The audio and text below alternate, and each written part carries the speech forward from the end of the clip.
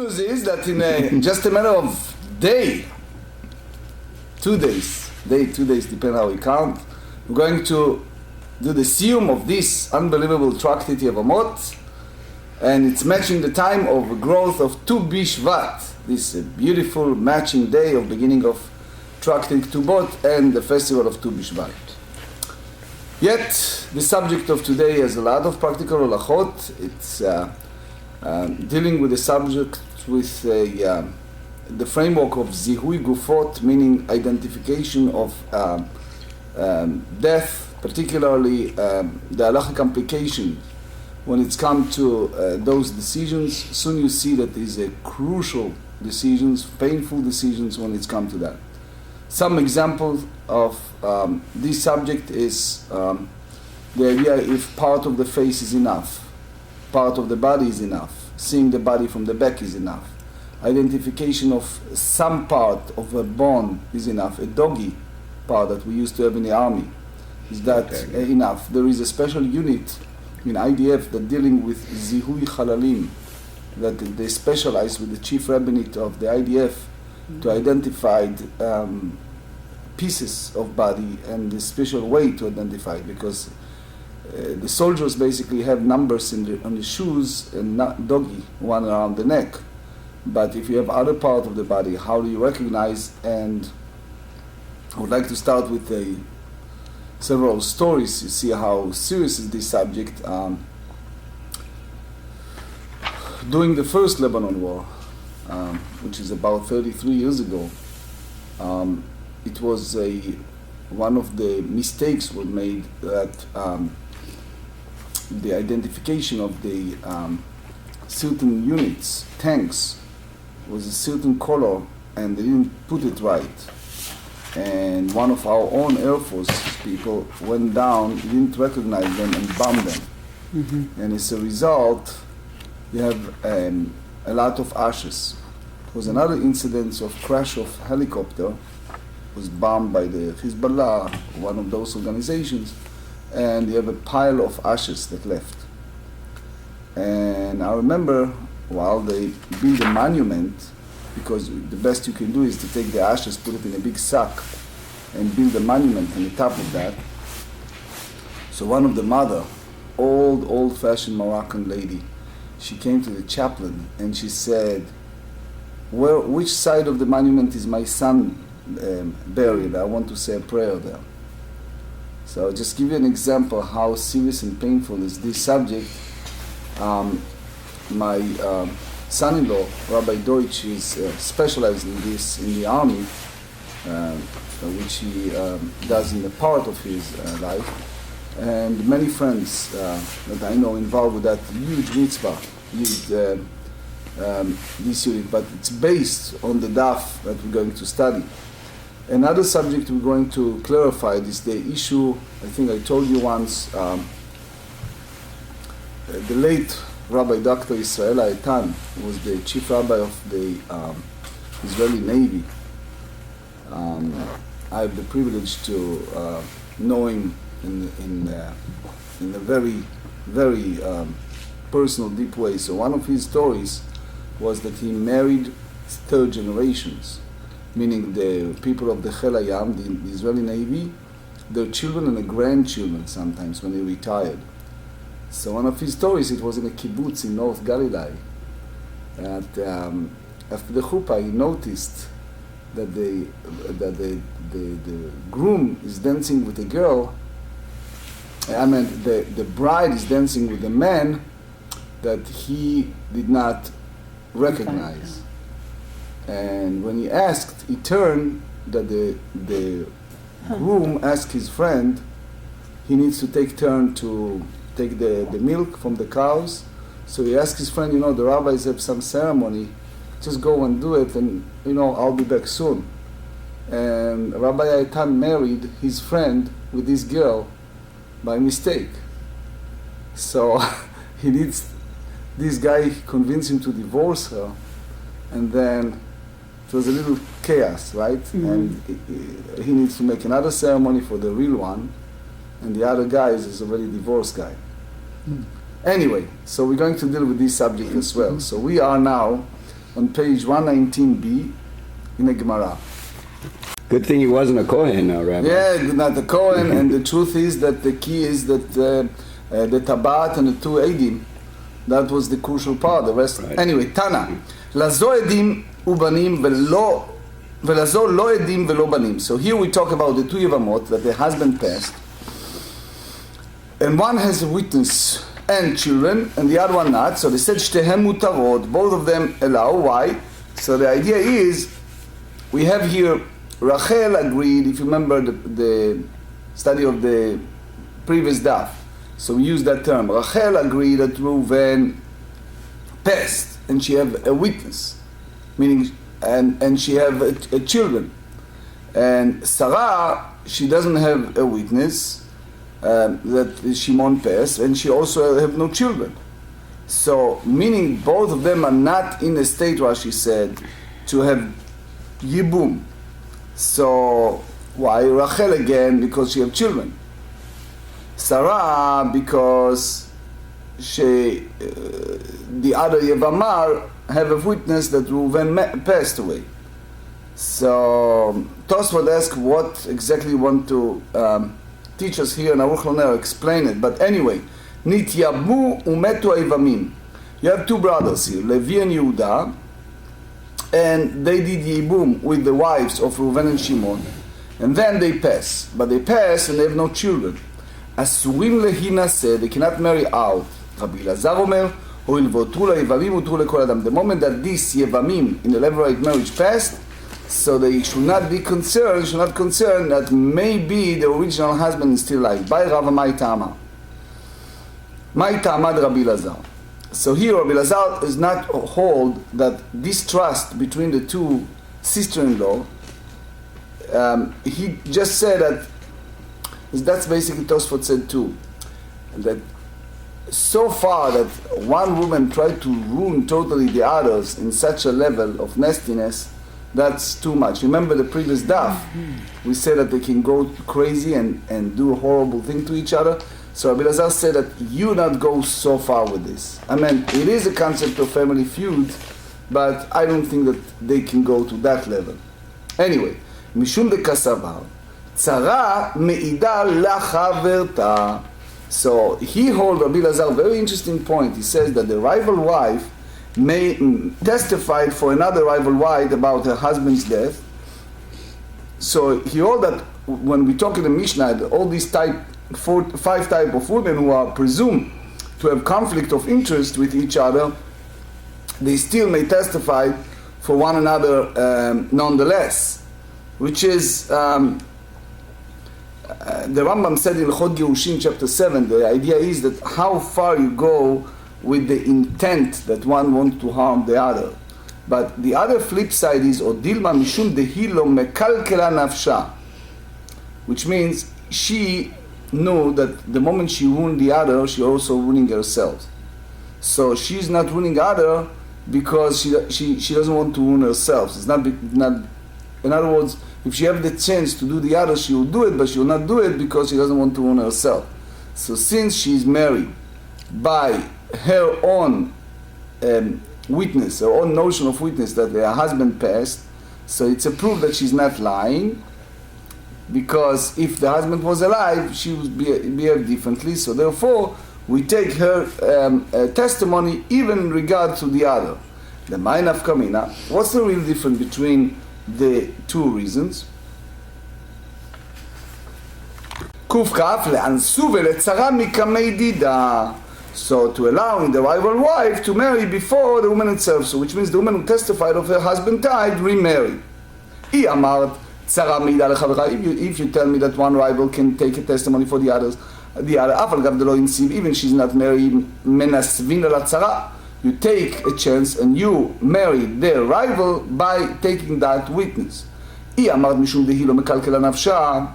She is not ruining herself in order to ruin the other. You know the story of Samson. Says they're going to die, the Philistines, and I'm going to die. It's not going to happen because she knew that she's going to ruin herself. In Siv, so she is married Mansivina Letzara. We take her witness, her testimony, and we marry the rival one. Ilo in Siv lo menasvina la. But if she's not married yet, So we we'll make sure that we not marry the rival wife. What's the real reason of Rabbi Eliezer ruling? So they said Tashma. So come and hear resolution based on the wording of the Braita itself. What it is? Rabbi Eliezer Omer the moment you allow the brother-in-law, you allow everyone, and you not consider the two first husbands, they are still alive because they both, if that's the case, they have in Zikat ייבום, which means that because we have the chazakah, we have the assumption that the husband is no longer among the living, so therefore Rabbi Elazar allowed them to marry outside after the Yevamim is no longer there, no longer alive. If you go by the notion Rabbi Elazar said that she is not ruling herself, meaning whenever one of the women married the Abraham, we allow her rival to marry. If you take the testimony from one to another, even that those two Yevamot not married by their testimony, the reason Rabbi Elazar trusts these witnesses because each of them married by her own witness. So we believe that she not ruining herself in order to ruin the others. As we said, that there are stages of behavior, certain pattern of behavior, and that's not the price. So the Gemarrah rejected that and said, Rabbi Elazar ledivrem kamalu, which means that's his claim against the majority of the sages, and that's what he meant. Ledidi, according to my view, tzara mida lechaverta, ve'afal gav lo insim nesvin Allah. So I hold that the rival one can, rival wife may testify for the other, and although she herself is not married, nevertheless, we may allow rival wife to marry. But he said, Ela ledidchu, according to your view, the majority of the sages, Odu li mihat de'echad insim lasvin la'a mishum hi lo mekalkela nafsha. As we said, you allow her to marry because she's not ruining in order to ruin the other. V'rabanan, as we said from Shimshon, tamod nafshim plishtim udekavda. That's a famous statement about Shimshon, that he said in the book of Judges, chapter 16, verse 30. He saw that he's about to finish, so Samson decided, let me die with the Philistines. Which means, I don't care to ruin myself as long as I ruin her. That's an attitude. It's a famous story about the Chafetz Chaim. It's an important story. David, you like Chafetz Chaim, so listen to this. So the story goes, it was a big machloket, horrible disputation. So it goes on and on and on. So the Chafetz Chaim went to one of the people and he said, you got to stop. The guy don't care. A week later, his son turned to be very ill. So the Chafetz Chaim came to him and said to him, don't you realize that it's affected your child? And the guy said to him in Yiddish, he said, you have several children. He said, I don't mind to lose all of them, but I'm going to win. I'm going to win against the other guy. So they have people with this nasty attitude. So they said, I don't mind if I ruin myself as long as I ruin the others. תשמע, האישה שלחה היו בעלה למדינת הים. הוא בא ואמרה, מת בעלי תינשא. The woman traveled, she and her husband, overseas, and she returned and she said, my husband is gone. We allow her to marry, ותיטול כתובתה. She allowed to collect the money from her marriage contract from the first husband. וצרתה אסורה. However, the rival is prohibited to marry, and also she cannot collect the ketubah. Rabbi Elazar Omer, הואיל והותרה היא, הותרה נא מצרתה. He said, the moment you allow her to marry, you allow also to rival. Which means Rabbi Elazar hold that even she's not married, but only hutra le'inaseh, only permitted to marry. So it means he hold that one tzara can give a testimony to the others. Eima הואיל והותרה נישאת, ולאיחוש דילמה בגיתה יתה.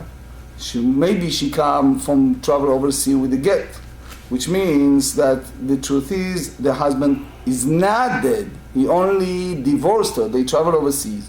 They get, who knows, in the fight or whatever, he gave her a get. But she, guess what she's doing? She hiding the get, and she claimed before the Beit Din, they allow her to marry because the husband is gone. Why she's doing that? Give me a guess. No, Gilbert. Because, guess what? She's in love with Cohen, for example. Cohen idiot, right? For example. So she knew that her status between divorce and widow is a two different status, right? So she claimed that he's dead. While the reality is she divorced, right? Here we said in a different claim. It's not because of that. She do that in order to ruin the rival wife. Right? Because she holds that he is dead, and therefore she's going to marry in violation. And when the husband returned from overseas, while the reality he divorced her, but she claimed that he's dead, guess what? So her rival wife is in violation of biblical law of marrying the brother of her husband, right? Which is a violation, right? And if she figure out that's a way to pay back both the ex-husband and the rival wife, right? It's like Hollywood, right? So they said, the Gemara responded and said, the Israel, when she's married a regular Israel, that allow divorcee. Hachename, she's right? So she's not lying in order to win. Hachab mayaskiran, as we said, in Sivleko, you know what's going on? She have like a secret affair or something, or who knows with the Kohen. And she wants to make sure, right? Anyway, Mishnah. Here we're going to our business. So this Mishnah, as we said, we're on page 120 ad 120, up to 120, right? Like the years do bless each other. Anyway, here's a lot of practical halachot. First part is, in order to allow a woman to marry, as we said, we are lenient. But there are certain procedure of identification which we can derive to a lot of other cases of halachot. En meidim al partzuf panim im achotem. There are three categories that we accept part of the body, meaning a witness come and said, this is what I see, and we take it. So before we go there, you should know that there is a heavy, painful disputation between the Brisker Rav. The Rabbi of Brisk was one of the luminary giants in the past generation, and other Rabbonim, disputed him, but he held it very strongly, that when it's come to this type of witness, he said you have to see the face.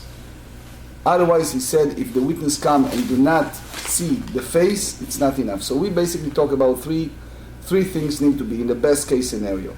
One is called partzuf panim. You see the face of the deceased. Okay? Partzuf panim meaning you see the face, you see metzach, you see the forehead, and you see the nose. That's the three category by the Mishnah. The Brisker Rav said, if you don't have that, you can accept it.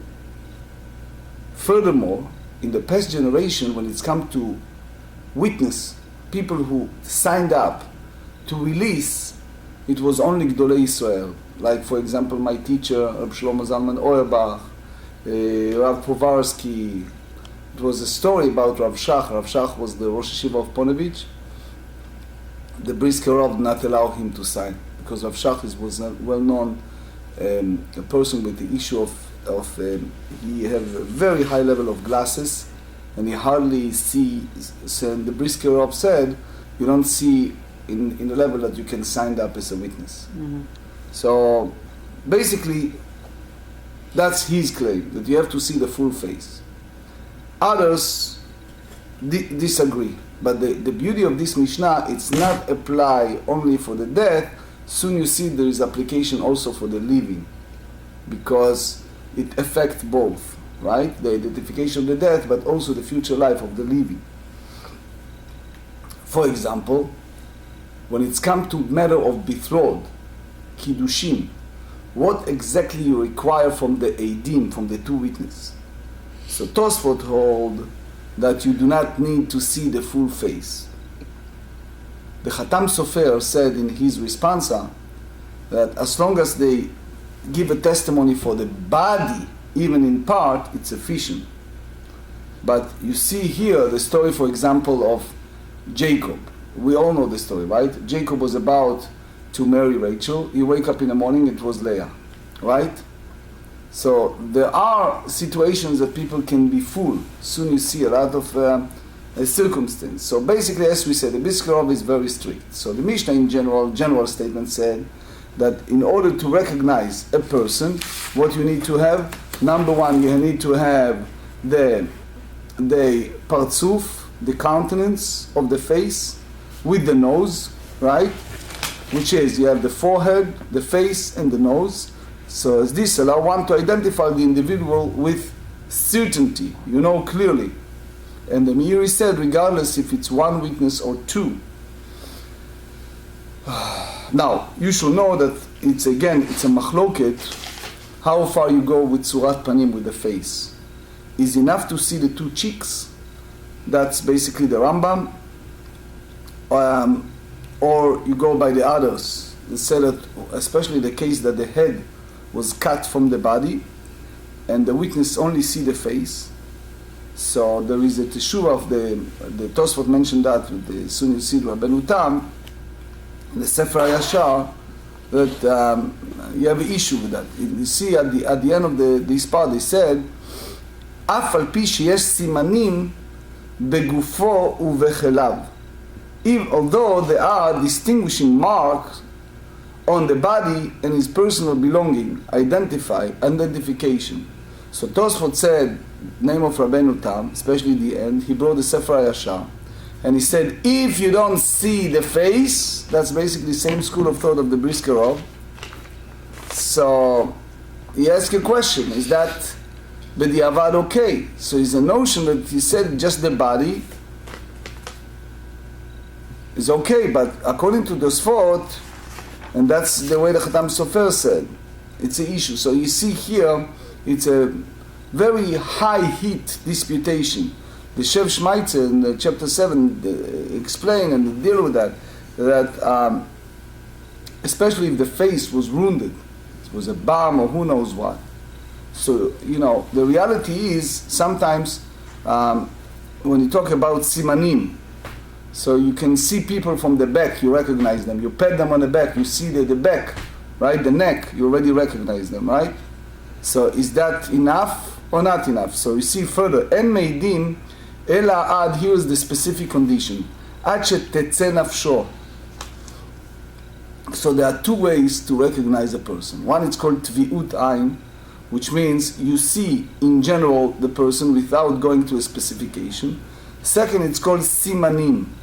You remember that she wearing a special necklace, a special, he's wearing an earring, he has a certain tattoo, he has a certain expression around his part of his body. That's simanim. The Gemarrah in Chulin 90 said that it's a problem to deal just with the simanim. But here, the Mishnah said that if you see, for example, goses, someone who is about to die but he's not dead, he's not fully dead, as long as you don't see mamash, which means in full, you cannot take the testimony. Which means even you see the person is about to die but your testimony is not to see him that he's gone, we cannot accept that.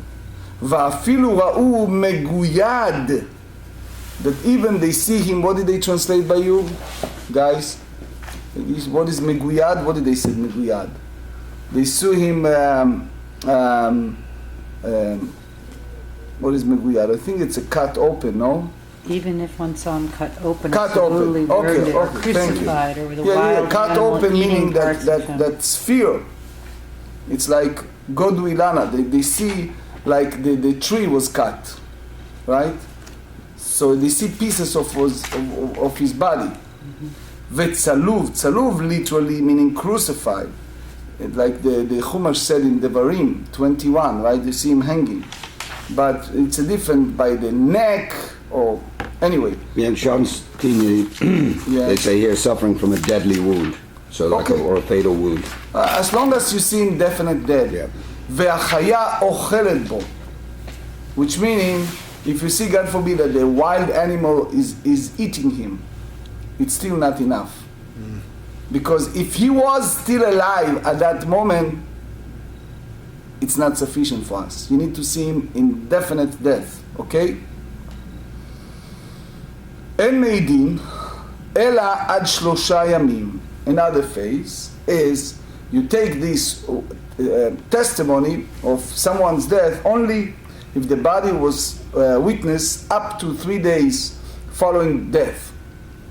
And not after that, since the appearance may change due to decomposition. What happened is, those who involved with Gemarrah Kadisha knew, was not long ago a guy from New Zealand, if you remember, that went to those boat competition, what is called those, that we have it here. A regatta, you mean? Yeah, and he passed. So until they brought him from the water, and until they brought him to a hospital, and then to the funeral home, it was several days. So the Gemarrah Kadisha said that they have an issue they don't recognize. It was so much decomposition of the body. Anyway, Rabbi Yehuda ben Bava אומר, לא כל האדם, ולא כל המקום, ולא כל השעות שווים. Right? So, for example, you have a hot place like Yemen. You have a freezing place like Siberia, right? So, you have a person with a heavy set, overweight. You have a person that is extremely skinny, etc. So you cannot make a general rule by saying that. So Tosfot give us several chidushim. He said, Rabbeinu Tam said, up to 3 days, that only apply if it's affected the face. But if the face change, it's a different story. Tanu Rabbanan, padachat velo partzuf hapanim. He saw the forehead, but not the countenance of the face. פרצוף פנים ולא פדחת, also the other way. אין מעידים עד שיהיו שניהם עם אחותיהם. So by the general term, you need to see the nose. It's part of the process of recognition. Which means, again, the way that the Meir and Ritva understand, the idea is that when you use the term partzuf panim, it's not necessarily means that you require only 2 cheek, which is a general statement. You need to see also the forehead. Okay? אמר רבי וייתם הרב כהנא, מה יקרא? הכרת פניהם ענתה במה. Isaiah said in chapter 3 verse 9, הכרת פניהם, the show of their face, does witness against them, which indicates that one clearly recognizes other only upon seeing their face. So Rashi said here, העידה בהם, עלמא אין עדות בשאר הגוף אלא בהכר פנים. According to this Rashi, the only way to have the final identification of the death is by recognizing the face. And apparently, Rashi here disputed Rabbeinu Tam, or you can go the other way, the Rabbeinu Tam disputed Rashi. Abba bar Marta, the Abba bar Manyume, it's a question, some say the same. Hava maske beder vei resh galut azuzei. So it means the people are part of the exiliar, he owed them money and he couldn't pay them. Aite kira, dabek bevalyata, dabek beapute, chalaf kamau velo bashakrura. So he tricked them. What's what he did? He brought wax, he stuck it on the strip of worn out fabric, and he stuck all of that on his forehead in order to, after his appearance, so they pass and did not recognize him. So why you use it? We try to say that the person's face changes with the appearance of his forehead is altered. So the Mishnah said, "Af al pi sheyesh simanim." If you don't see the face and the nose, it's not sufficient for witness. Even you see the sign on his body. Lememra, the simanin lav deoraita. So you mean to say that that sign is only rabbinic, is not biblical. So you cannot determine that the husband is passed as the wife can marry. Veramin he, you challenge that. Metzao kashur bechis ube'arnaki ube'tabat. If the emissary find that he is tied which means that he gave a get and is lost, and it's connected to his purse or a money bag or a ring, או שנמצא בין כליו אפילו זמן מרובה כשר, which means that if you have those distinguished marks, you can rely upon them to positively identify the document.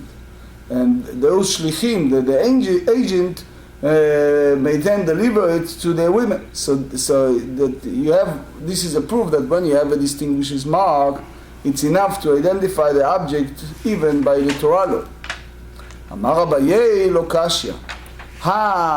Rabbi Lazar ben Mahavai, that he hold that the simanim is biblical, דאורייתא. הרבנן, the sages that disputed, the Tanya, אין מעידים על פי השומה. People sometimes have a mole on the body. And people know that this guy have a shuma. Right?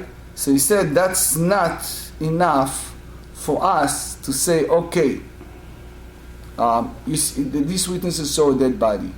And they saw that mole on the body. So you're going to tell me that they come before the court, they don't recognize any other part. Okay? For example, everything else was wounded, but they saw that mole. So even that mole is a mole that this guy had, that's not sufficient for us to say that this is the person. Rabbi Lazar ben Mahavai אומר מעידים, it's a good sign, מעיליו בהקה מפלגי. So you see here the disputation between the Tanaim. The Mar, which is Rabbi Lazar ben Mahavai, Savar Simanim Deoraita, which means you can rely on them to release a woman that she was in a state of being a married woman by the biblical term, if you have those proof of sign. Umar, the sages, the Tanakama hold, Savar Simanim de Rabbanan. And therefore, if it's only rabbinic, so that mole, it's not sufficient to release Amar Rabba de Kula Alma Simanim Deoraita. Everyone agrees that Simanim, it's a biblical. And the Hacha Beshuma, מצויה בבן גילו כמפלגי. So here we talk about a mole that commonly found in his peer, which means anyone very similar to him, which will undermine its usefulness as a mean of identification. That's common. So he says, מה סבר שומה מצויה בבן גילו? One said that it's in his age team, right? That they have this type of thing. Umar Rabbi Lazar ben Mahavai אמר אינה מצויה בבן גילו. So therefore you can depend on that to release her. ואיכא דאמר, there is another view of this disputation. He said, הכה in a bright בשומה עשויה להשתנות לאחר מיתה כמפלגי, that the mole that can be changed after the death, which means if that appearance of the mole on the body can be changed, as we said, that the body decomposes and things happen. So if that mole can change after death, which, for example, it was very light color of a mole when he was alive, and now, after the passing and the decomposition of the body, it turned to be in a very dark way. Mar savar Tanakama hold עשויה לשתות לאחר מיתה. Okay? So it means that he said that it can change in a sense when he was alive is not the same as after the passing. So it means the other one said that he will not change after the passing. So it means that this is the real husband. The third avenue, Amarava, everyone agrees that this Mar'it Shuma, this appearance of the mole, will not change after the passing. The Kule Alma Simanim, the Rabbanan, everyone agrees that Simanim, that the distinguished mark, are relied upon by rabbinic law. But here we talk about regular, ordinary distinguishing marks, marks that are exceptionally unusual, maybe rely upon even according to the Torah law. But here the dispute between the sages and Rabbi Lazar ben Mahavai, Beshuma is dealing with the mole. Kuf Kaf Amud Bet 120b, Siman Muvhak Kamipalgi. This is so clear, so lucid, so unambiguous mark. So Mar Savar, Rabbi Lazar ben Mahavai hold siman muvhak. It's so clear. It's so unambiguous that you can allow his surviving wife to go ahead and marry. Umar savar lav siman mubarak. So therefore you cannot release a married woman by the biblical term because a regular simanim is only rabbinic.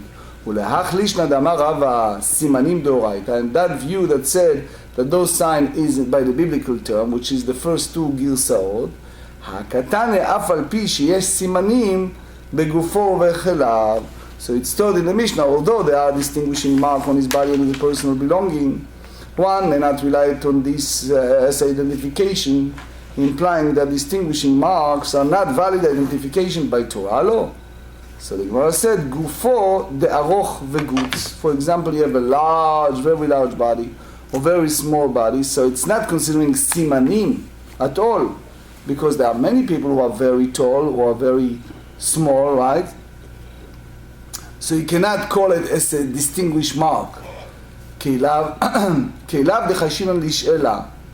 If you talk about a keilav, that clothing or other things, person can borrow from other people. So it cannot be a sign of identification. V'chashiyash lish'ela chamor kisimonei ukaf heicha me'adrinan.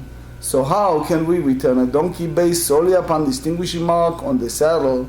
Why don't we consider the possibility that the saddle was borrowed? So it just uses an example. So the answer is, Lo shayle nishu kafa u'mesagiv le'lechamara.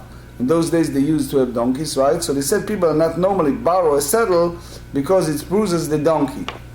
The saddle must fit exactly to the donkey measurement. So they said, Metzao kashu bekisu v'anachkiu b'tabadechem adrinan. If they found the get tied to purse, to a money bag or ring, how can we return it and not be concerned that this belonging may have not lent to someone else whose the get is tied to them? Tabat chayesh leziyuf. A ring, we are concerned because it can be a forgery, that the borrower might use it to forge his consent or document with the knowledge. Kis ve'arnake, purse and money bag, menach she'in she'i enashe velo moshlei. People consider it bad omen and lend them out and not lend them to another. V'baitema keilav bechivare vesumake. Another option is that when you talk about this belonging, person belonging, it can be white or red clothing. So it's not an ambiguous distinguished mark, it's not siman muvhak. Then the Mishnah said, Va'afilu ra'uhu meguyad. Even they saw him cut open like this, we say like a tree cut. So it means that it's a very severely wounded. So you cannot identify that he's dead, right? So the Gemara asked, Lemeimra, you meant to say, Dimguyad chayei? What is it? You know, chicken, cut off the head, you see them running a little bit, right? So you mean to say that the person is cut open, is fit to live for much time afterward? So they said, Veramini is the famous Mishnah at the beginning of Tractate Aholot, Adam eino metameh ad shetetzeh nafsho, which means if you have a situation, the person is a goses, you have a Kohen there, etc. So it's only if he's definitely dead, then as a corpse, he distribute rending ritual impurity. But as long as he's not definitely dead, he's only goses, he's not contagious in the manner of tum'at met, rendering ritual impurity. Afilu meguyad v'afilu goses, or even you see the cut, or even you see him about to die. So they said, Tamuye lo metameh. When it's come to ritual impure, we agree that it's not. Hamichaya lo chaya, but it's not fit to live for much time afterward, like you know that it's coming. So they said, Amar Rabbi Elokasha, it's not a contradiction. Why? Rabbi Shimon ben Elazar, Harabanan. One Mishnah follow Rabbi Shimon ben Elazar, the other one is follow the sages that disputed him. The Tanya. Meidin alam guyad ve'medim al tzaluv. You go by the one who is a cut off, that allow his wife to go and marry, even he's not totally dead. Why? Because as we said in the chicken, right? It's a matter of minutes or two or whatever, until the chicken is dead, right? Because it's without the head, right? But versus when midim ala tzaluv, when it's come to tzaluv, so that's a different story, because when it's a crucified person, so it can be even a small potential that he will survive. Mm-hmm. I read once in a book written by Piנחas Menachem Feivelovich, is a late survivor of the Shoah. So he said that sometimes it happens in a death camp that they hang people and they left it, and somebody came out later and released those people who are hanging, and it turns that they are alive. Mm-hmm. So רבי שמעון בן אלעזר אומר, אף על המגויד אין מעידים, מפני שיכול להיקוות ולחיות, because he may be, it's like you're talking in the modern days, you have chemotherapy, you know, so you use sometimes a burning part of the body in this hot temperature, right? But, Cauterized, yeah. What do you say? Cauterized. Cauterized, and Yeah. it can survive. So it means that Meguyad can survive. That's basically follow Rabbi Shimon ben Lazar.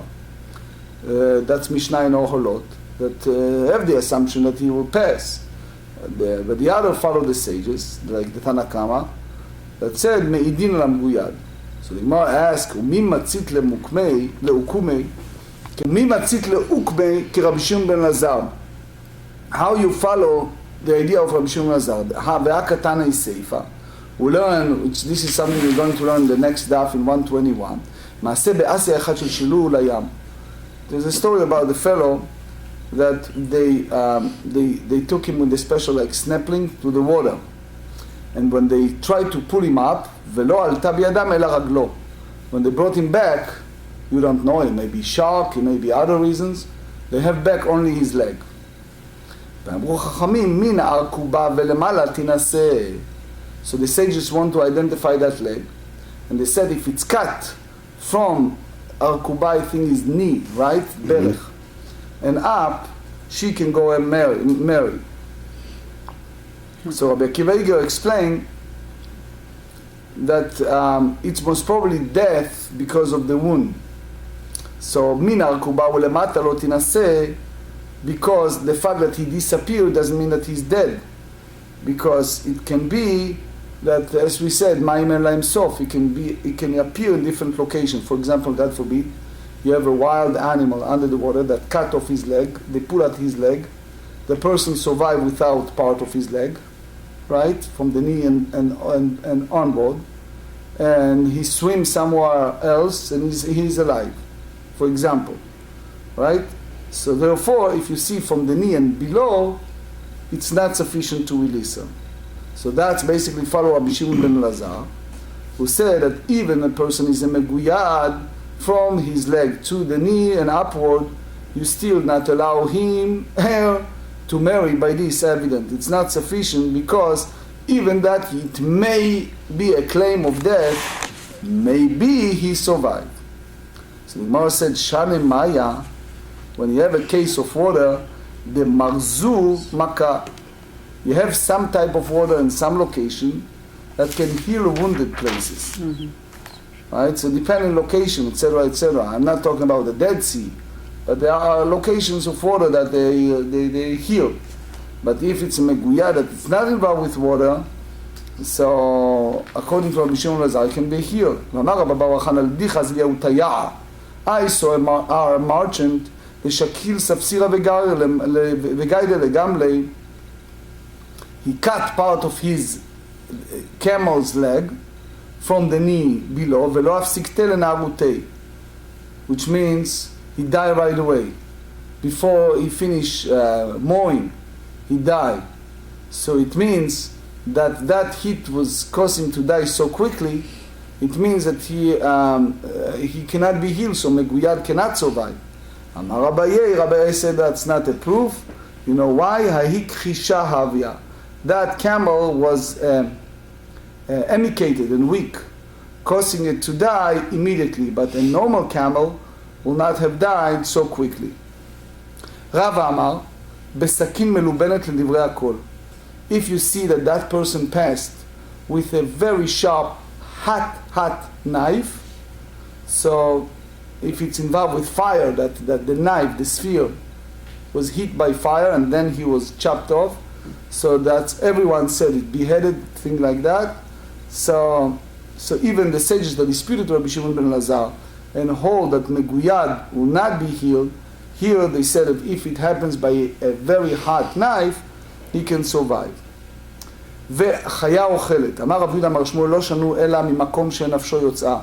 This Mishnah speaks about the animal eats only in the place that his soul departed. אבל ממקום שנפשו יוצאה מעידים, which means you have to count. For example, you cannot compare nostrils to other part of the body, because we believe that the way that Hashem bring the life is through the nostrils and take the life through the nostril. So you cannot compare that part of the body to other part. So again, the question is what exactly the damage of that animal occurred. ואמר רבי יהודה אמר שמואל, שחט בו שניים או רוב שניים. Right? If a person see that person beheaded or caused a cut means two passageways, he did it, what did they say by Yush, the Shnaim? Slit the two passages of a man's throat, i.e. the trachea and the esophagus, or the greater part of these two passages, and the victim then fled.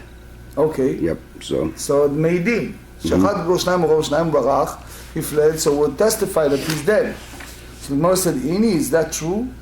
Thank you. ואמר רבי יהודה אמר שמואל, שחט בו שניים ורוב שניים ברמז, ואמר כתבו גט לאשתי. If during that process, he implied, he said, write a bill of divorce to my wife.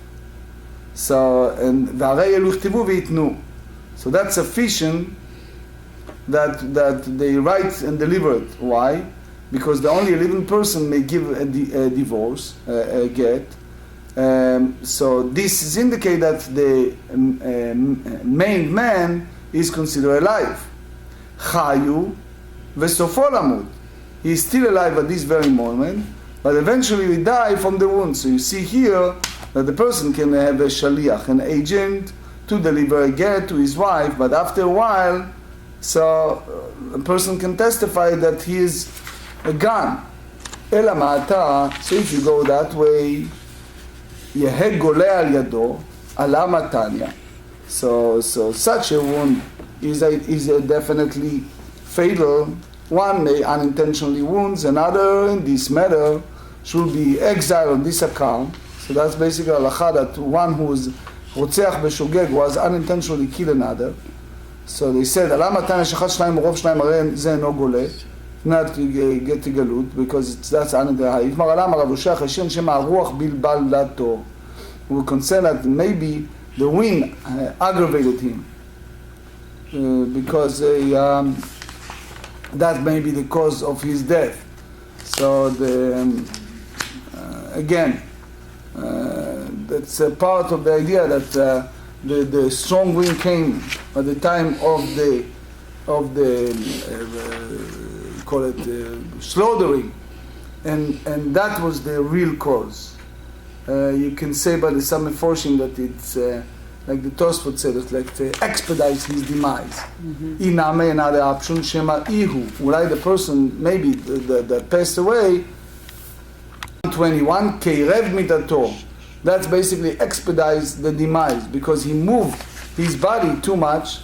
So regardless if it's the first reason, which is the strong wind, or because he moved a lot, the one who's a butcher is not deserve galut, only if it's a direct death. That's the way Rashi tells us.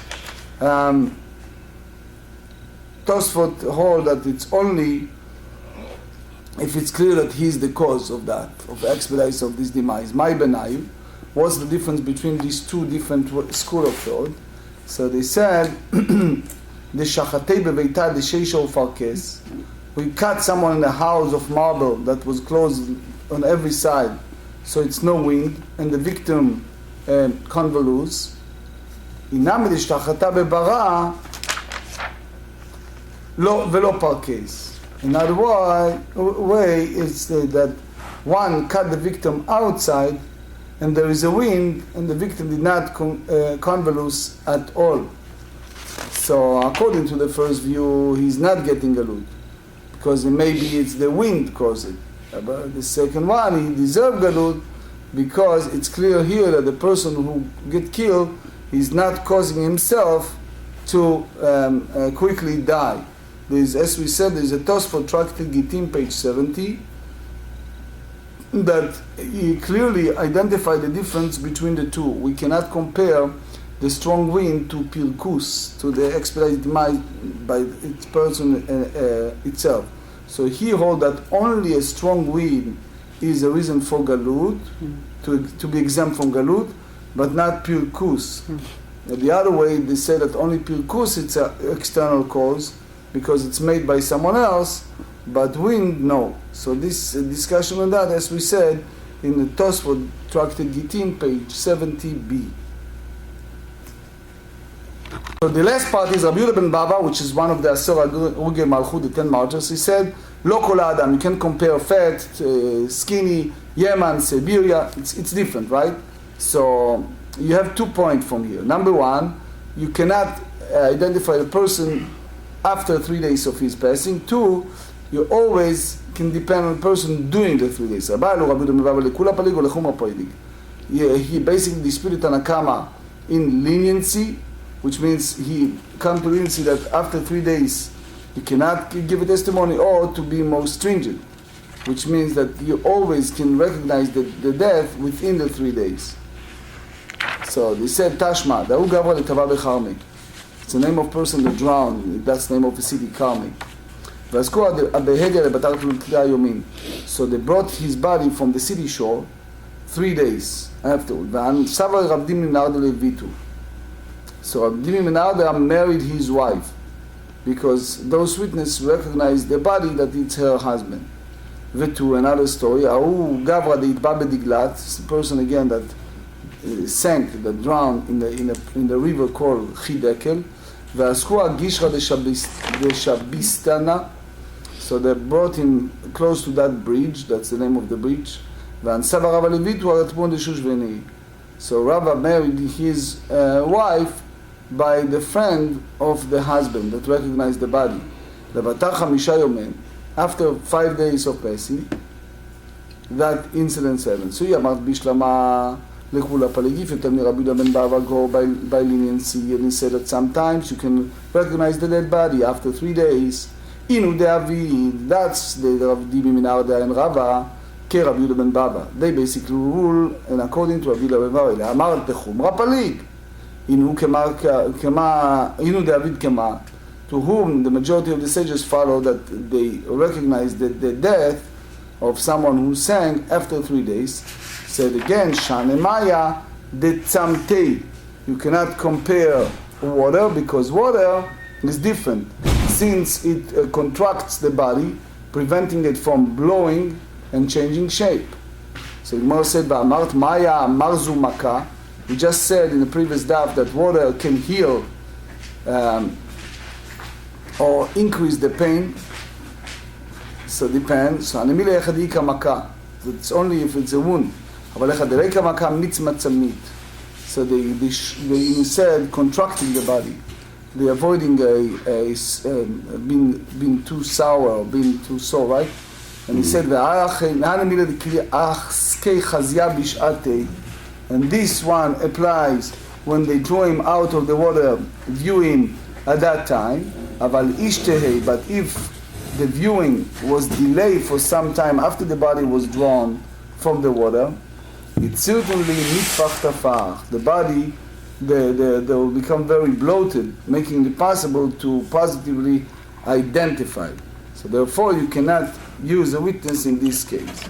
So even, that's the way Ritva and Rashba said.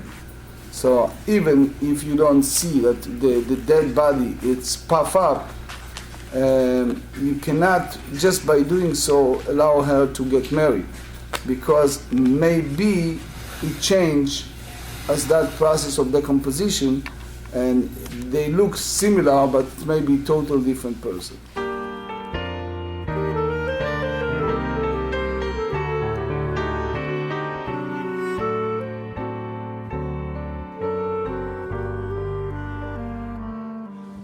מלאכם לשולוים, מלאכי השולוים, מלאכי